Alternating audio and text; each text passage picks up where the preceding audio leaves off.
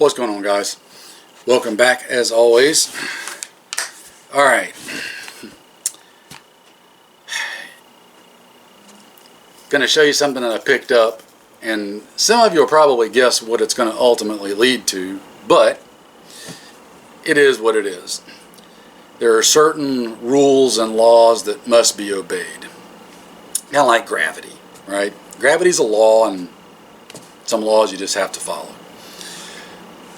This is a free float M-Lok handguard from none other than KAK Industries. Now, I've been using parts and stuff from KAK for a few years now at least, especially a lot of their flash pressers and stuff. You guys know on a couple of my 14.5 inch builds, I've used their extended A2 flash pressers to do pin and weld jobs with, to make them 16-inch barrels, because theirs come already pre-drilled to drop the pin in and weld over. It makes it super simple and easy to do pin and weld jobs, and it's been great quality stuff. Well, they recently drastically expanded their line of parts and stuff they're offering. One of the things they're offering is these new free float M-Lok handguards. So I wanted to check one out. Initial impressions, I am really impressed with them, especially for the money and the price. These seem like solid quality setups. Machining and everything on them looks great. Everything's as you would expect it to be. For the price, and since I can't remember, I had to pull it up, look at it. This is the 13-inch model. It's like $105. That is super competitive in the free float M-Lok handguard world, especially for what you're getting. So, full Picatinny up top. You've got M-Lok slots around. You've got anti-rotational tabs up top right there. And then you've got a very solid steel barrel nut and nice sized locking screws that go through two big wedge pieces, and those wedge pieces wedge together that both exert pressure on the barrel nut as well as grooves that are cut in the barrel nut that the screws themselves go through. So it is not coming off the barrel nut forward, and the anti-rotation tabs keep it from rotating, making for a super solid lockup. With it, you get everything you need, including your barrel nut wrench, the proper Allen wrench, and a very nice set of detailed instructions on attaching it. If you've attached other free float M-Lok handguards, this one's not really any different. Going to be samey, but everything comes with it, and I really like the feel. I like the size of it. It's not super dinky tiny, but it's not super big and fat either. For my hands, by the time I get rail covers on there, it'll fit me perfectly. Some of you might not like the weight of the barrel nut.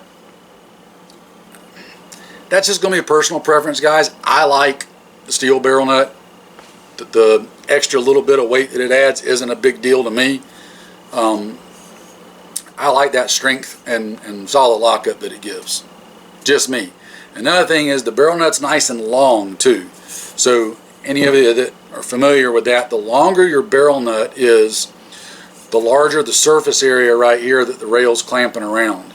The longer that surface area is, the less ability there is for the rail to, or the handguard to flex up and down once you get it clamped down. If you've just got a little narrow barrel nut right here, that gives more ability for it to flex and move. So good deal there, and it literally comes all the way just shy of that first M-Lok slot.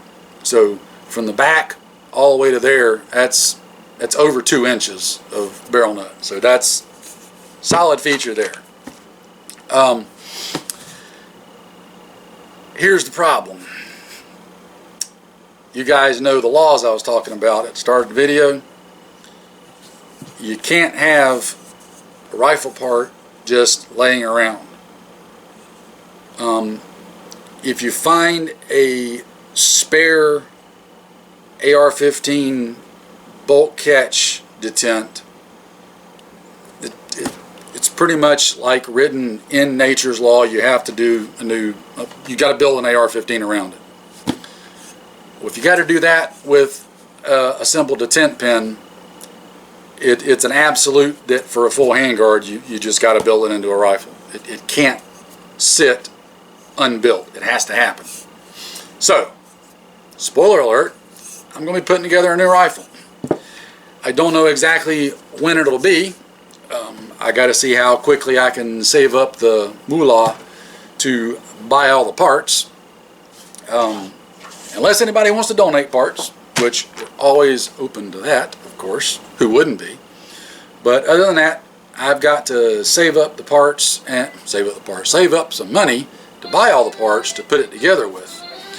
And there goes my wife's fancy driveway alarm right in the middle of the video, and because this is real, we're not going to edit it out. We're going to leave it there. It's probably my son coming home.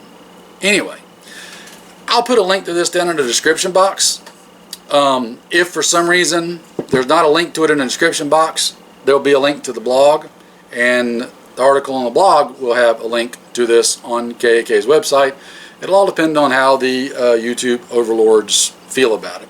And one thing I forgot to mention, just so y'all know, these handguards are available in every conceivable length you can think of, from literally 2.9 inches, so 3 inches, all the way up to 15 inches. So whatever you're building and putting together, there's got to be a length in there somewhere that will fit your desires and needs. So again, KAK Industries, I'll go put a link, do all the stuff I just said. Y'all check them out. And otherwise, whatever you've already got, or whatever you're planning on building, get out there and train and practice with it. Get good with it. And I'll see y'all later.